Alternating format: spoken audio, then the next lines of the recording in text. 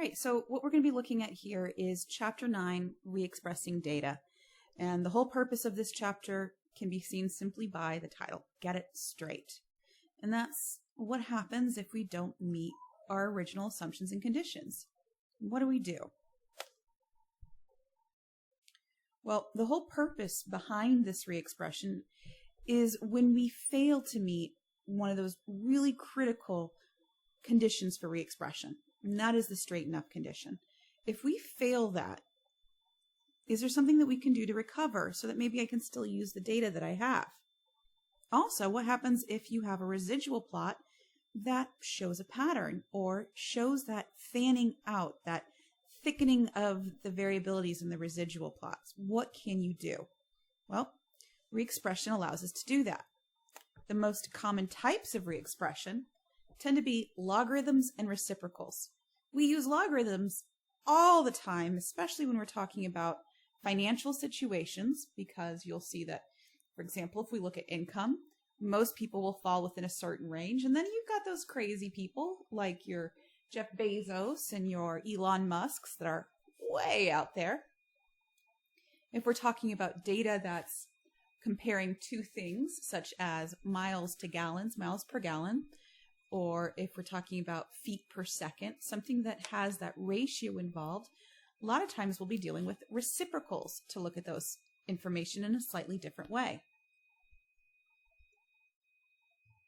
So the whole purpose behind re-expression is to allow us to get some things. First off, let's take a look at this example here. In this example, what we're looking at is an association between the weight of a late model car and its fuel efficiency in miles per gallon. And if we're looking at this, you can probably see here that we have a bit of a curve. I mean, you might call it linear, but I definitely see a curve in that guy. And that's further emphasized by looking at the residual plot. With my residual plot, yep, I definitely see stuff going on there. And that's like a big red flag. I wouldn't be able to rely on my R squared for this. And so talking about how much variability is built in, with the model, can't quite do. But if we take that original data and we re-express it, for in this case, you can see what the re-expression is by looking right there. It says fuel efficiency in gallons per 100 miles.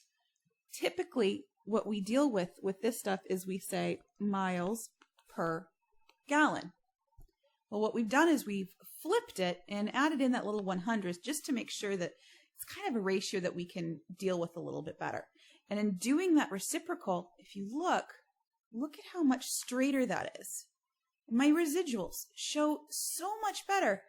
Maybe you can make an argument that there might be a small pattern there, but it's definitely a lot stronger of a model than what we originally had. Now, when we re-express, we're really trying to meet one of four goals, sometimes multiple goals. If you're talking about one variable, and if you look, I can tell this is one variable because that guy is just a count. This is the one variable that I'm measuring, and it's how many I have in each of those sections. So what I'm going to do here is I look at all of the assets, and I'm going to take the log of each of those assets. And basically what the log is it's saying, what power do I need to raise 10 to get each of these things? Well, if I think of a smaller number, as you raise 10 to higher and higher powers, it grows extremely quickly. So in taking the log of this, we develop more of a symmetric graph, and it's a lot closer to my normal model, which would allow me to then use the mean, 68, 95, 99.7, to kind of talk about where we would expect to see the population lie. Again, if we're talking about, each of these are a separate category over one variable. So I'm comparing it across several different groups, but just one variable.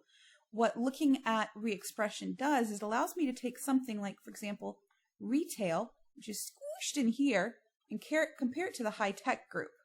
And if I look at the re-express data in terms of the logs, again, you can see that now it makes a lot more sense to kind of compare what's going on here. If I look at the energy, when I re-express, it actually takes care of the outliers. My extreme outliers are even taken care of in the finance category.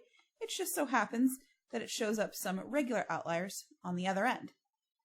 So again, we want to make the spread of several groups more alike. And that's when we're talking about a single variable across multiple groups. Now, when we're talking about scatter plots, bivariate data, two quantitative datas, and if you look, we have actually already done one re-expression here. That is the same thing as what I have here. What I'm focusing on talking about is I'm going to take this and I'm going to re-express it to that.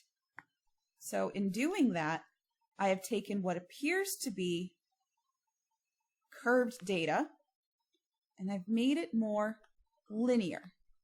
And if you think about it, what function does this graph look like?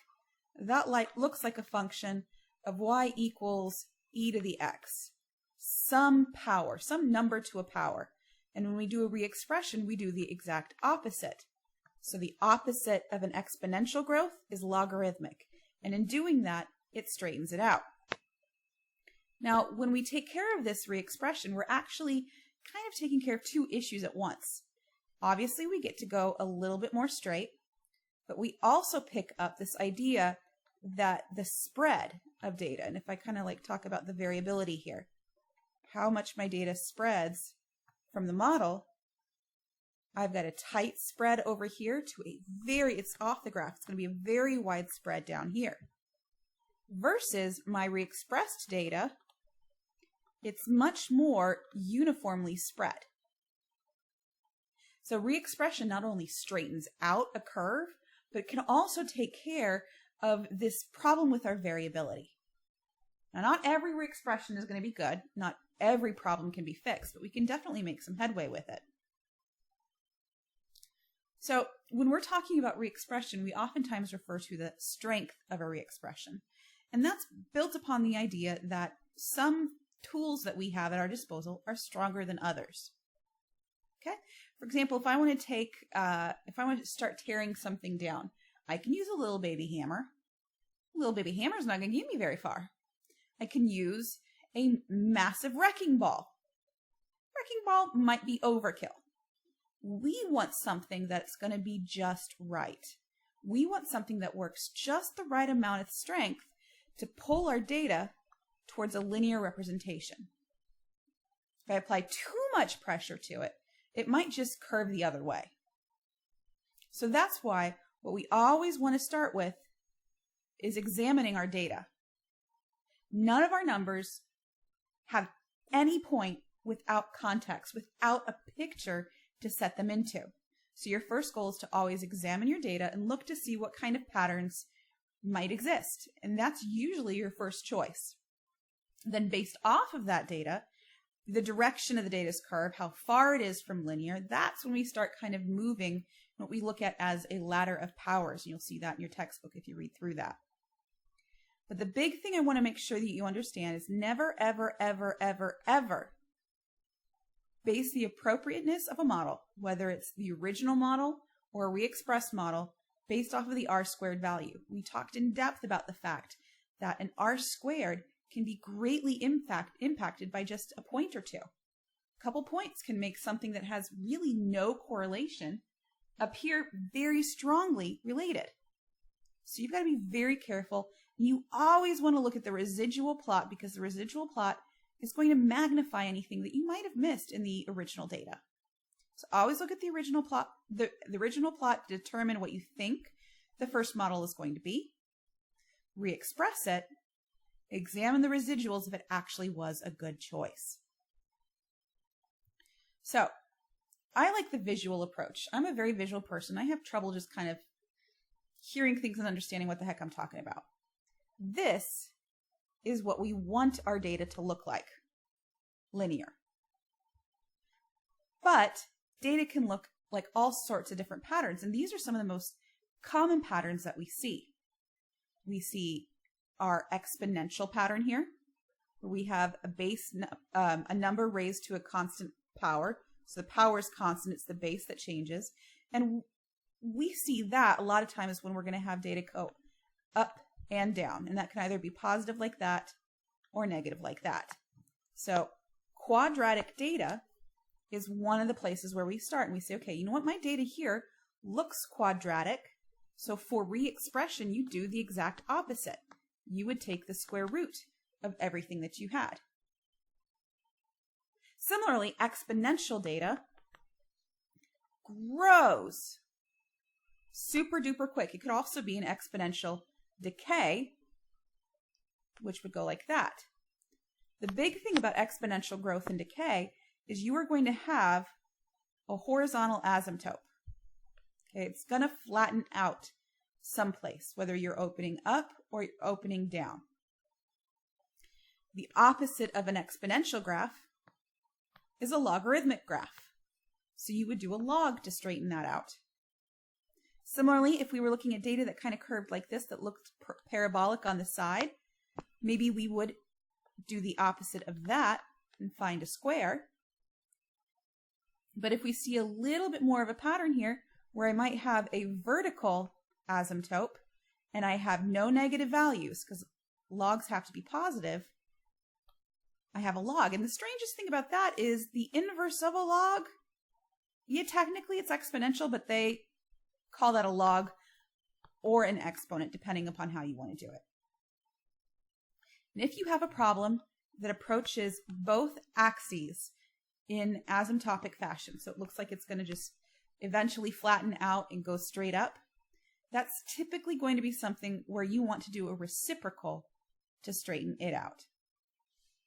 Now, please understand, the goal here isn't for you guys to look at an equation and pick the best re-expression. I'm not worried about that with you guys. What I'm worried about is, do you understand when to use a re-expression? And if you have re-express data, or someone tells you to re-express data in a specific way, can you do that and then use that re-express data to then come to conclusions or make projections? And that's our goal. So again, look at your data, figure out what it looks like, and re-expressions are typically the exact opposite. Now, sometimes you do it just to the x-axis, your explanatory variable. Sometimes you do it to just the response axis, your response variable. Sometimes you do it to both. But please, please, please be careful. Do not, I cannot say this often enough, do not choose a model based on R-squared alone. You must have a picture or several pictures to go with your R-squared data. That could be your original scatter plot or the plot of your residuals. You need to know that your R-squared makes sense. Remember, any outlier can make for a strong R-squared. Be careful if you have multiple modes. So if you have data that looks like that, there is no single re-expression that is going to linearize what I have here. It will not pull multiple modes together. You may want to figure out what your two separate groups are and split it and talk about it that way, but not as one big group. Watch out if you have a scatter plot that does turn around. And it looks more like a roller coaster than anything else, but a lot of times what we'll do is we will split up into multiple models and say, you know what, for this window of time, it fits this model. For this window, it fits another, so on and so forth. You do not need to make one model to fit everything. Be very careful if you see negative values. And this is because your logs, when you take the log of something, that something here has got to be greater than 0. Otherwise, it's not going to work. So just something to kind of keep an eye open for. Think about if you see that in the future. So to recap, really what we're doing here is we're re-expressing data in order to meet our conditions for regression or our conditions for any of our assumptions, our normality assumption, comparing multiple groups, or the requirements for regression. So in order to re-express, our goal is to fix one or multiple of these four things. Distribution of your variable. You want it more symmetric. Can help fix a skew. Comparing multiple groups for just one variable. It might help make your spread a little bit more easy to compare, a little bit more similar. And then 3 and 4 kind of go together. You want your scatter plot to be straight. Re-expression can help with that. And it can also help with your residual graph if your residuals are not at a constant spread. Okay? This is really what is extremely important. We will talk about in class, what do I do with data? How do I recognize if it needs to be re-expressed? How do I re-express? How do I use the re-expression? But you are really not going to be expected to say, hey, that data looks quadratic. I should do a square root. Don't worry about that. Again, we'll go over this much more in detail in class. I just want you to know this stuff. All right, guys, have a good one.